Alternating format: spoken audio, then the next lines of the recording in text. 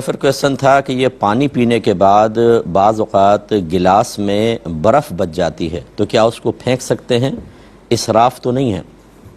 جی بالکل ہے، برف بھی پھینکنا گناہ ہے، اور اسی طرح پانی گلاس کے اندر آخر میں تھوڑا بہت پانی رہ جاتا ہے، بعض اوقات ہم پیتے ہیں اور اس کو پھینکتے ہیں، یہ عادت بنا لی ہے، یہ بھی غلط ہے۔ ایک ایک پانی کا قطرہ اللہ تبارک و تعالیٰ کی نعمت ہے۔ پہلی بات تو یہ کہ گلاس میں آپ اتنا ہی پانی لیں جتنا آپ کو اپنی پیاس محسوس ہو رہی ہے، کم لے لیں تاکہ بعد میں تھوڑا سا اور لے کے چلیں، پیاس پوری کر لیں، بجھا لیں، لیکن زیادہ نہ لیں۔ اور اگر زیادہ آ جائے تو اس کو پھر علیحدہ رکھ کے ڈھک کے رکھ دیں، بعد میں اسی میں مزید ٹھنڈا پانی ملا کے آپ پی لیں، لیکن پھینکنا اسراف اور گناہ ہوگا۔ اسراف کا مطلب یہ ہوتا ہے کہ اللہ تعالیٰ کی کسی بھی نعمت کو اس طرح استعمال کرنا کہ نہ اس میں کوئی دین کا فائدہ ہو نہ دنیا کا فائدہ، اس کو ضائع کر دینا، اور یہ پانی پھینکنے میں یہی معاملہ ہے۔ اس لیے جس نے ایسا کیا وہ اللہ تعالیٰ کی بارگاہ میں توبہ کرے۔ ایک یہ شعر کسی نے بھیجا تھا کہ خدا خود بن کے آتا ہے خریداروں کی صورت میں، میرے محبوب کا سودا سر بازار ہوتا ہے، کیا حکم شرع ہوگا؟ دیکھیں، اس شعر کے کفر ہونے میں کوئی شبہ نہیں ہے کہ خدا خود بن کر آتا ہے خریداروں کی صورت میں۔ اب یقینی سی بات ہے کہ خریدار تو انسان ہوں گے، جنات بھی نہیں آتے انسانوں کے پاس خریدنے، تو گویا کہ انسانوں کی شکل میں تبدیل ہو کے اللہ تبارک و تعالیٰ آ گیا، اور پھر اس کو خریداری کی ضرورت کیا ہے؟ یہ مطلب دونوں مفہوم جو ہیں، یہ سوچ، یہ فکر جو ہے وہ جہالت سے بھرپور اور ناپاک و مکروہ سوچ ہے۔ یہ وہ سوچ ہے کہ جس میں انسان اپنے آپ کو عاشق رسول ثابت کرنے کے لیے قیودات، لمیٹیشنز اور شرائط اور دیگر قوانین ان سب کو پھلانگ جاتا ہے، شریعت کا لحاظ نہیں کرتا اور سمجھتا ہے کہ اس پر بھی اللہ تعالیٰ مجھ سے راضی ہو جائے گا، اور نبی کریم صلی اللہ علیہ وسلم بروز قیامت مجھے سینے سے لگائیں گے اور میری شفاعت کریں گے۔ یہ احمقانہ سوچ پتہ نہیں کیسے ہمارے ہاں پیدا ہوئی، اور اس کو پروان چڑھانے میں یقیناً جاہل قسم کے پیروں کا بھی بڑا کردار ہے کہ وہ بعض اوقات ایسے قوال جو پیشہ ور قسم کے قوال ہوتے ہیں، جن کو کلام کی اونچ نیچ کا کچھ پتہ نہیں ہوتا، وہ اچھوں کو بھی بدنام کرتے ہیں۔ ہر شعبے میں اچھے لوگ بھی ہوتے ہیں اور برے بھی ہوتے ہیں، اور وہ بعض اوقات کلمات کفر اپنے قوالیوں میں پڑھ رہے ہوتے ہیں، اور جتنے سامنے بیٹھے ہوتے ہیں پیر بھی خوش ہو رہا ہوتا ہے اور مریدین بھی خوش ہو رہے ہوتے ہیں۔ سمجھ تو خیر مریدین کو کچھ بھی نہیں آتا، اور میرا غالب گمان ہے کہ پیر کو بھی نہیں سمجھ میں آتا، لیکن وہ کفریہ شعروں کے اوپر مدح کر رہے ہوتے ہیں، پیسے دے رہے ہوتے ہیں، تو پھر لازم بات ہے کہ اس طرح کی چیزیں چلیں گی۔ میں تمام اپنے دیکھنے والے بھائی بہنوں سے گزارش کرتا ہوں کہ نبی کریم صلی اللہ علیہ وسلم کی تعریف میں ایسا مبالغہ کرنا کہ معاذ اللہ ذات باری تعالیٰ کی حقارت پیدا ہو، اس کی تحقیر کا پہلو نکلے، توہین کا پہلو نکلے، یاد رکھیں نہ اس سے اللہ راضی ہوگا، نہ ہمارے سرکار صلی اللہ علیہ وسلم راضی ہوں گے۔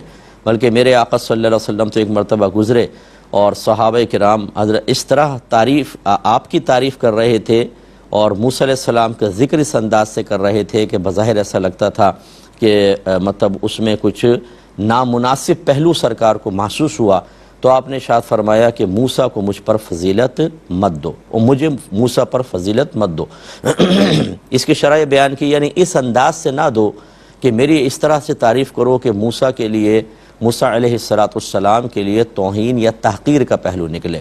اس لیے اچھی طرح یاد رکھیں کہ سرکار کی اگر تعریف کریں اور ان کے مقابل جبرائیل علیہ السلام کا ایسے ذکر کریں کہ جیسے بالکل غلام اور یعنی توہین کے ساتھ لگ رہی ہو، توہین سننے والا بھی کہ یار توہین کا سا پہلو ہے، اور اسی طرح انبیاء علیہ السلام کا ذکر کرنا یا اور کسی یا ذات باری تعالیٰ کے بارے میں ایسا کرنا، یہ سب منع ہوتا ہے۔ اس سے اجتناب کیجئے۔ اگر آپ یہ سمجھیں کہ ہم جتنا بھی مبالغہ کر لیں، جتنا بھی غلوف کر لیں، اللہ تعالیٰ کی بارگاہ میں مقبول ہوگا، ایسا نہیں ہے، اس کی لیمیٹیشنز ہیں۔ اگر آپ کوئی ایسی چیز سنتے ہیں یا پڑھتے ہیں تو فوراً مستند علماء کرام سے تصدیق کریں، اس کے بعد آگے فارورڈ وغیرہ کریں، ورنہ اللہ کی بارگاہ میں توبہ کریں۔ یہ پڑوسی ملک سے، انڈیا سے ایک کویسچن آیا تھا، ہمارے شکیل ایڈوکیٹ بھائی ہیں، انہوں نے بھیجا تھا کہ ایک مسلمان سود لیتا رہا، یعنی قرضہ دیتا تھا اور اس پر سود لیتا تھا، اب اس نے اس کو چھوڑ دیا ہے، تو صرف توبہ کرنا کافی ہوگا یا جتنا اس نے سودی مال کمایا اس کو صدقہ بھی کرنا ہوگا؟ اگر اس نے اس مال سے اپنا گھر بنا لیا یا گھر کا ساز و سامان لے آیا تھا تو اس کے بارے میں کیا حکم شرع ہے؟ دیکھیں، پہلے ایک بات سمجھ لیجئے کہ جو انڈیا کے مسلمان ہیں اور کفار ہیں وہ حربی کفار ہیں، اور حربی اسے کہتے ہیں کہ جو ذمی یا مستامن نہ ہو. اور ذمی کون ہوتا ہے کہ جب حاکم اسلام کسی ملک پہ بعض اوقات حملہ کرتا ہے، وہ قبضے میں آ جاتا ہے، تو وہاں کے لوگ یہ کہتے ہیں، ان کو آفر کی جاتی ہے کہ مسلمان ہو جاؤ. اگر وہ کہیں کہ نہیں ہم مسلمان نہیں ہوتے تو سیکنڈ آفر یہ ہوتی ہے کہ ہمارے ذمے میں آ جاؤ، ہم تمہاری حفاظت کریں گے اور تمہیں تمہاری عبادات وغیرہ سے نہیں روکیں گے، تعرض نہیں کریں گے، لیکن تمہیں یہاں رہنے کا ہماری طرف سے جو تمہیں تحفظ دیا گیا اس کا ایک ٹیکس دینا ہوگا جس کو جزیہ کہتے ہیں. تو وہ اگر راضی ہو جاتے ہیں تو چونکہ حاکم اسلام ان کا ذمہ لیتا ہے تو ان کو ذمی کافر کہتے ہیں. اور ایک یہ ہوتا ہے کہ باہر سے کوئی کافر اسلامی مملکت میں آتا ہے اور وہ حاکم سے پناہ طلب کرتا ہے کہ بھئی میری جان، مال، عزت و آبرو کی حفاظت کیجیے گا، میں اتنے عرصے کے لیے آیا ہوں پھر چلا جاؤں گا. تو حاکم اس کو امن دیتا ہے. تو چونکہ وہ امن طلب کرتا ہے اور امن طلب کرنے والے کو مستامن کہتے ہیں، امن طلب کرنے والا، اور وہ جب اس کو امن دے دیا جاتا ہے تو اس سے پھر کوئی تعرض نہیں کر سکتا، اس کو مار نہیں سکتا، تو وہ مستامن کہلاتا ہے. ان دونوں کے احکام علیحدہ ہیں. تو جو کافر ان دو کی تعریف پہ پورا نہ اتر رہا ہو وہ حربی کافر ہوتا ہے. تو ہندوستان کے کافروں کو اعلیٰ حضرت امام اہل سنت نے حربی کافر قرار دیا، اگرچہ ہندوستان دارالاسلام ہے، دارالحرب نہیں ہے، کیونکہ جہاں اسلامی حکومت پہلے رہی ہو یا اب موجود ہو وہ پھر دارالاسلام کہلاتا ہے، دارالحرب نہیں. تو اب جواب آپ کا یہ ہے کہ اس نے سود لیا، یعنی قرضہ دیا کس کو ہے؟ اگر تو مسلمانوں کو دیا ہے اور اس سے لیا ہے تو یہ گناہ کبیرہ تھا. اگر حلال سمجھ کے کیا تھا تو یہ دائرہ اسلام سے خارج کافر ہو گیا، مرتد ہو گیا. اللہ تعالیٰ کی بارگاہ میں توبہ کرے اور فوراً سے پیشتر تجدید ایمان، تجدید نکاح کرے. اور جتنا یہ پیسہ لیا تھا جن جن کے بارے میں یاد ہے، کیونکہ یہ کھاتا بناتے ہیں، پورا ان کے پاس ہوتا ہے، ایک ایک کو وہ سود واپس کرے گا. ہاں جس کے بارے میں یاد نہیں، پتہ نہیں، کوئی مر گیا یا وارث بھی نہیں ہے تو اس مال کو صدقہ کرے گا. اور اگر کافر سے یہ معاملہ کیا ہے تو کفار چونکہ حربی ہیں. اب یہاں علماء کی دو رائے ہیں. بعض علماء کہتے ہیں حربی کافر سے بھی سود لینا دینا ناجائز ہے، جس میں ہم بھی شامل ہیں تو ہم تو منع کریں گے. لیکن اگر وہ حربی کافر سے اس نے ایسا معاملہ کیا تو ایک دوسرا گروپ علماء کا، اور اچھے خاصے مستند علماء، بڑے بڑے علماء ہیں، وہ یہ کہتے ہیں کہ کافر کو اگر آپ نے قرضہ دیا، اس سے زائد لیا، تو سود کی نیت سے نہ لیں. ویسے زائد کے کفار کا مال مباح ہے، ہم دھوکہ بھی نہیں دے رہے، جھوٹ بھی نہیں دے رہے، کر رہے یا بول رہے، تو ہمارے لیے مال جائز ہے، تو ان کے لیے وہ طیب اور حلال ہے. تو ایسے کسی مفتی صاحب سے مسئلہ وہ معلوم کر لیں. اگر وہ اس کی پرمیشن دے دیتے ہیں پھر تو ان کو صدقہ کرنے کی بھی حاجت نہیں ہوگی، وہ اپنے پاس رکھ سکتے ہیں. اور لیکن چونکہ انہوں نے پوچھا نہیں تھا کسی سے پہلے اور یہ قدم اٹھایا، ہمارا تو مشورہ یہ ہوگا کہ اس مال کو بھی صدقہ کر دیں.